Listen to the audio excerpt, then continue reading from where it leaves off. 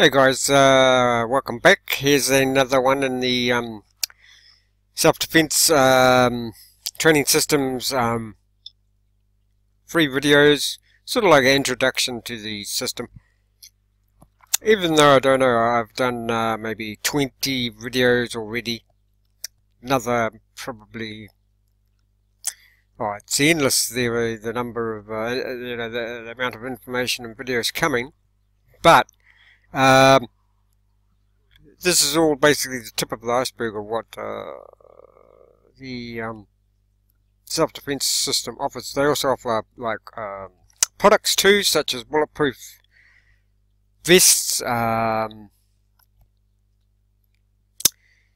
shirts, gear. So there's those two. I'll leave links to the various self-defense training system products below. Now guys, at the end I'll, like I have in some of the previous videos, I'll give a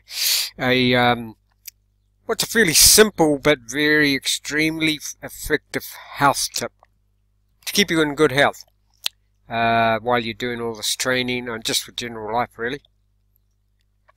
Okay, thanks to all my subscribers too, really appreciate it, and anybody who hasn't subscribed or maybe wants to, I try to give value in my videos. Okay, some people probably just want the self-defense information, and that's fair enough, but I like to incorporate, mix in various other things that'll keep you healthy, and because you want to be good health while you're whatever in the gym, you're training for the self-defense, you're training for whatever, other sports, whatever. One such thing is a thing called earthing. You want to look into it. I won't go into it at this moment, but I've got links below. Quick synopsis or quick summary of earthing is the Earth gives off infinite number of electrons. The body is an electromagnetic system. We need electrons, and everyday environment, food, water depletes and destroys a lot of our electrons. So earthing will put that back. It's got one of the main things, two of the main things it does. Earthing does many things. It used to be too that you had to walk on the bare earth, to get bare earth, but now you can get products such as earthing shoes and even earthing sheets, etc. So you can be earthed all night. What will that do? That will bring back into balance, decrease, normalize the stress hormone cortisol, which is a very important hormone that you want normalize, so you're not basically going around anxious and stressed out all the time. Now another thing is Shun Guide. I saw a guy today trying to say that Shun Guide is a scam. I can pretty much vouch that's definitely not. Now if you might say, well, prove that Shun Guide is not a scam.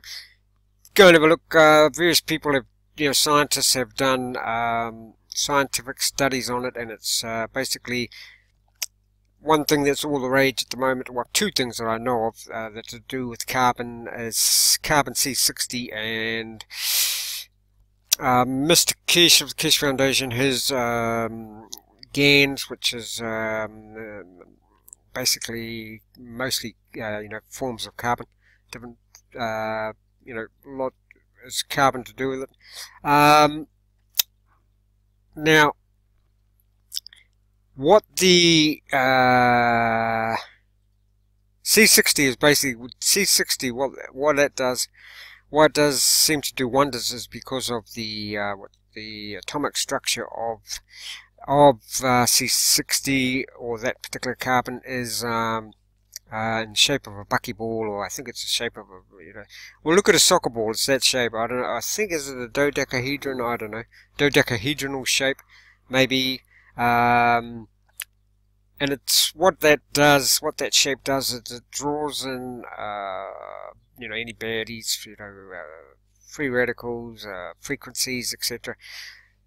Breaks them up, disposes them, neutralizes them, makes them harmless, So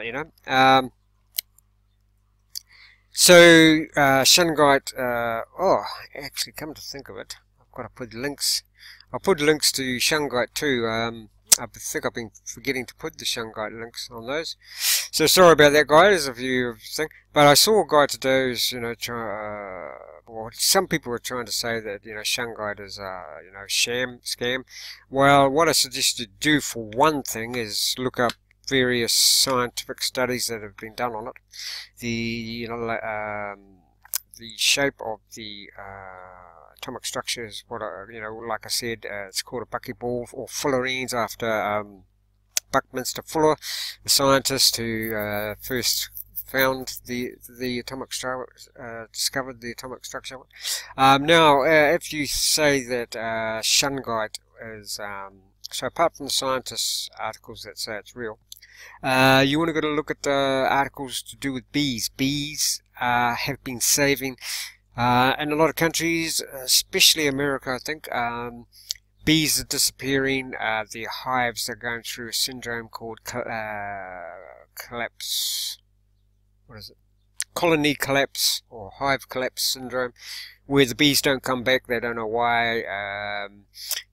One guy thought that it might have something to do with the, all the frequencies, Wi-Fi in the air, etc., electromagnetic fields. So he put a couple of shungite rocks near the entrance of the beehives. And now you want to go and have a look at this, because there's not just him. There's, there's quite a few beehive keepers that's saying it saved their hives. The bees love it. So the bees, the guy that used shungite said that his production, once that shungite was there, has gone up 8-fold, I think. Another thing you can do is, so wear shungite, wear shungite pendant, keep it around you, and it will help with the. Actually, I'll give you two health tips at the end. Okay, so we better get on with this. Now, the difference between circulatory versus respiratory strangles with Damien Ross. Most of what you learn in MMA and sport are circulatory strangles, because they're kinder and gentler on your training partner. So obviously you can't go full on and strangle your partner. The reason respiratory strangles aren't used is because they cause extreme pain. I would say because they're real. Where your partner will tap. This is because you're crushing the windpipe. Obviously you do the real thing in MMA, because you'll, could crush the windpipe or whatever, knock them out, collar them. Most people interpret this as an incorrect choke, because they don't know that you must train past the tap. Because people will usually get their elbow around and think that the elbow is going to choke them. It's not actually the elbow that you use. To unlock the respiratory choke's true potential power. So let's have a look at this.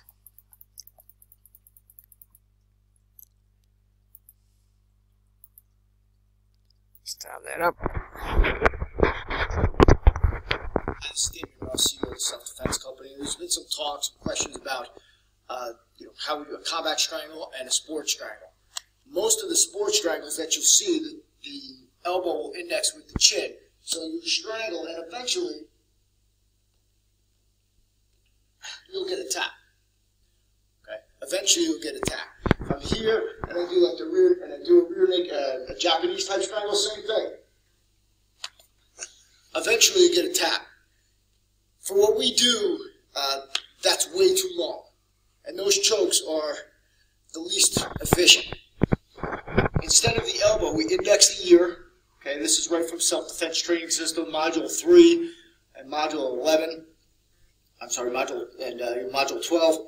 You're going to lock it in. And now look, remember how long it took me to get him to tap before. We squeeze, we rotate, bang. That's how fast the choke needs to go into effect. If I get down here, it's only because I made a mistake and didn't index it and didn't get to my sweet spot. Okay? Again, it rolls in, we're getting the gag reflex, and that's going to allow us to suck them in even more. Even with the Japanese type strangle, we're locking here, bang. Technically, he should be tapping as soon as I'm getting in. And you don't get that with the elbow on the chin. You get that with it indexed in the ear, shoulder locked in, nice and tight, breathe in, bang, and it's on. That's how fast you need that tap if you're going to want to do this in the real world. So until next time, this is Damien Ross, Self-Defense Company. Thanks, Pete. You're welcome. Train honestly. Yeah, so there you go, guys. You see there, once you do it properly, it's very effective.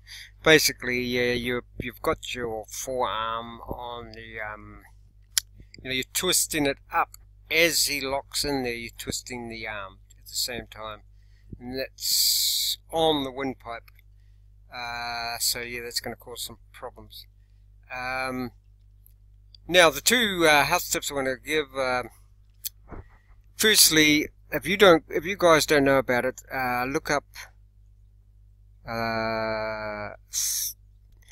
thing called alkalinity. You want your body, everything you eat or drink is either alkaline or acidic. You want your body to be more you want your body to be more alkaline than acidic. I knew this guy who even had cancer, and he swapped to, just eating mainly vegetables and fruit, and made his body alkaline, because no diseases can actually exist in an alkaline body that is mostly alkaline. Something to do with, you can look it up on Google, but every food or water produces an ash or something, and that ash is either acidic or alkaline. What I do, simple one, is I just have plenty of lemons or cider vinegar around. Contrary to what you think, cider vinegar is actually, once you add it to water, it'll make your, it becomes alkaline in your body. Same with lemons. People think, oh, the lemons must be acidic, but once it gets into your body, it becomes alkaline. Whenever you have a drink of water, put either a, little bit of cider vinegar or lemon. I prefer lemon. It's not so harsh on, especially on the teeth. I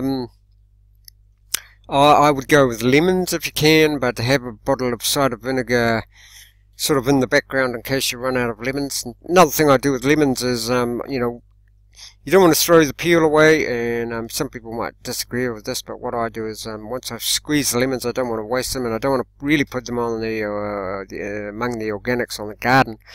So what I do is I chuck the peel, the pulp, the skin, etc., into the freezer until I need those, and that seems to work fine. So I never chuck the lemon pulp away either. And then obviously, you need a blender to, put some water in with a couple of pulp of lemons, and you've got basically lemon juice there. Yeah, so and now I've got another idea too. Now that we're talking about that, I'll give my next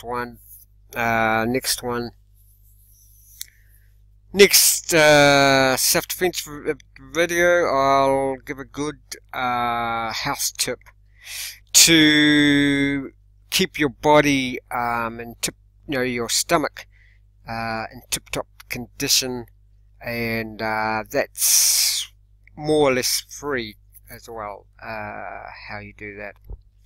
So that's in the next video.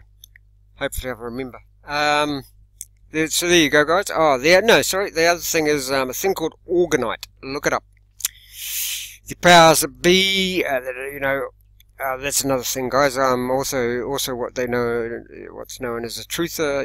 I try to help out, get to the truth of the matters, and hopefully it doesn't wander off into conspiracy. The only reason people cause things conspiracy, the mainstream media, is because they don't have full information. So yes, orgonite, sort of invented, or I suppose invented by a guy called Wilhelm Reich. Was it? Yeah, Wilhelm Reich. Anyway, you can make your own orgonite. It's fairly easy. Just Google that. But orgonite sort of works on now, if you're making orgonite, another thing you can do is put in some shungite powder. That'll make the orgonite twice as powerful. And I suspect, excuse me, quite late here. I suspect if you put the shungite powder in, mix it in with the orgonite mix, it's going to be make it have a wider range and more powerful. So there you go, guys. Orgonite, look it up, Wilhelm Reich. Orgonite basically does a similar thing. It sort of disperses. I don't think the orgonite actually neutralizes. I might be wrong. The electromagnetic frequencies. It sort of just disperses them and sort of dilutes them and not makes them so strong. But I might be wrong about that. All I know is that orgonite has been around for a long time and people swear by it.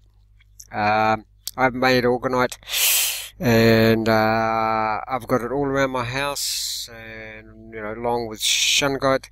I've made some and sold it to people online, and these are very super sensitive people who can feel the Wi-Fi, and I've got the feedback saying it definitely helps. So there you go.